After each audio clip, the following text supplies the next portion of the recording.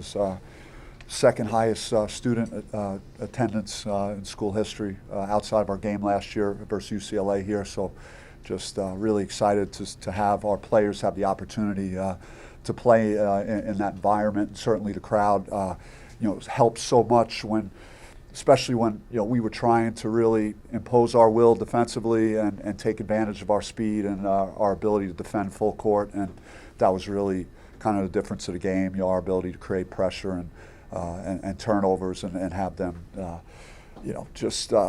just be under pressure and uncomfortable most of the game, and we were successful in that area. Obviously, you're able to tell us how you really feel tonight.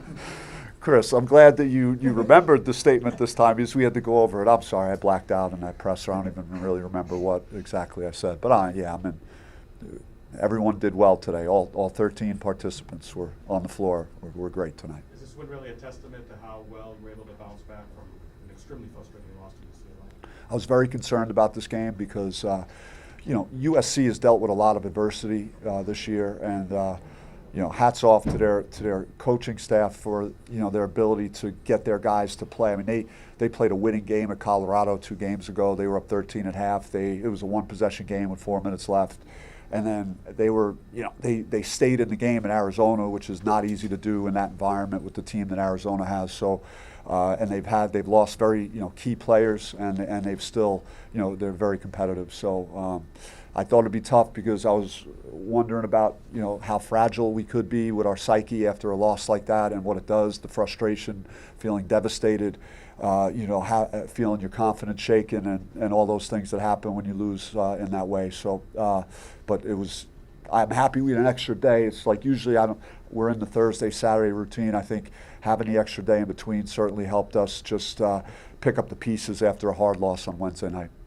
Was there a concerted effort or how did you address, let's not talk to the refs, not say anything, because it seemed like you guys played under pretty good control all night tonight?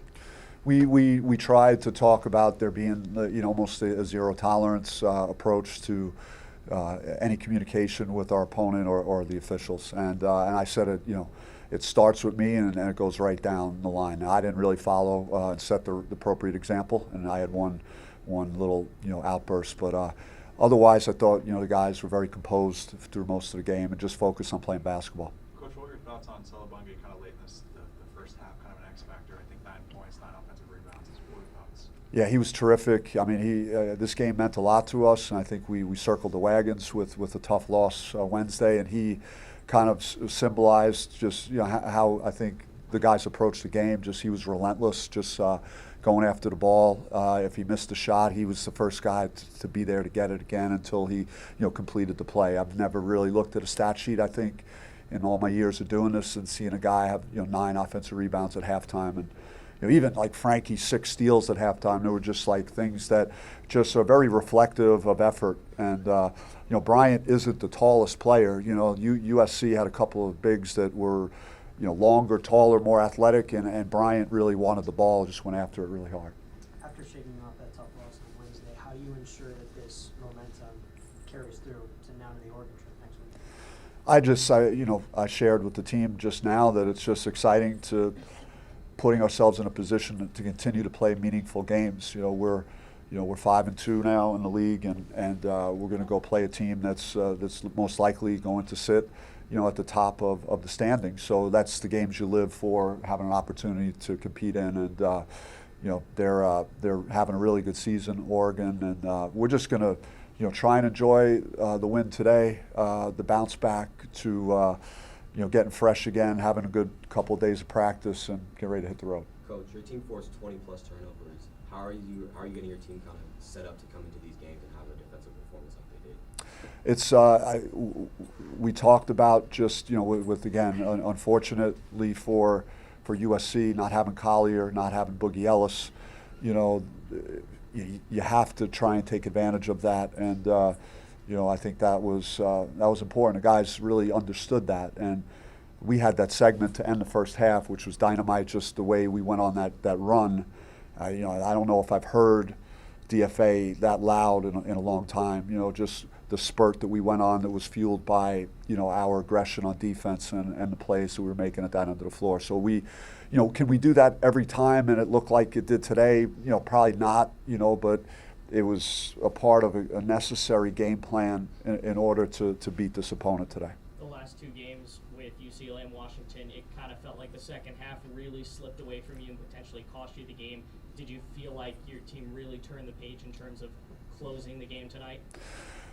Yeah, I mean, they're too good of a team with players to not make a run at us, and they made a couple of runs at us, cut it down to 3 and 5, I think, at one point. But, you know, we had another response and didn't love how we started, like the first 3 possessions of the second half, but we can, you know, we immediately kind of rallied again, and I think we got a 10 count and were able to get back into that mode of being aggressive on defense. You mentioned Frankie's 6 steals in the first half.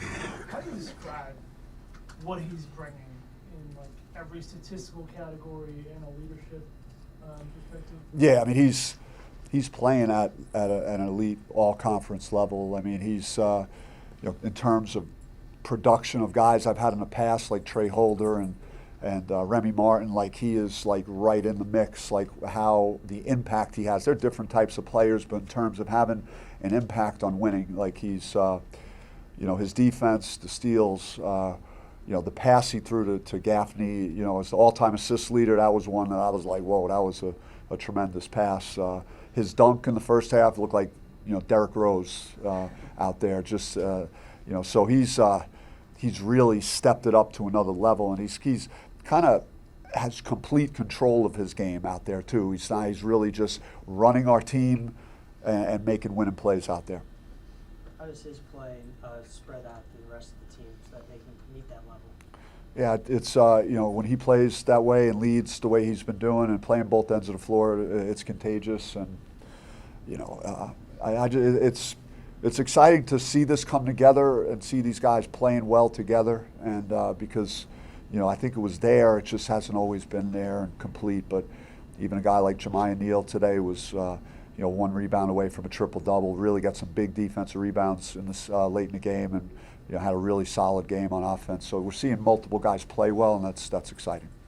Coach, last time you were in here, you kind of talked about how you weren't happy with things at the free throw line, but today was kind of a flip of the script. Can you speak on what the team worked on, or you know, kind of the psyche today in attacking the free throw line as it went really well? Yeah, you know, Bryant made his free throws. Who else? Let's look at the free throw line. What do we got? Okay. Yeah. Jose 3 for 3. That was great. Bryant 5 for 6. Frankie 3 for 4. You know, Sean would have made one, but we had a lane violation, so that was tough. Adam, he can't miss. He's not allowed to miss free throws. He's too good of a shooter, so I'm going to be mad at him. But that's it. That's all I got for free throws tonight.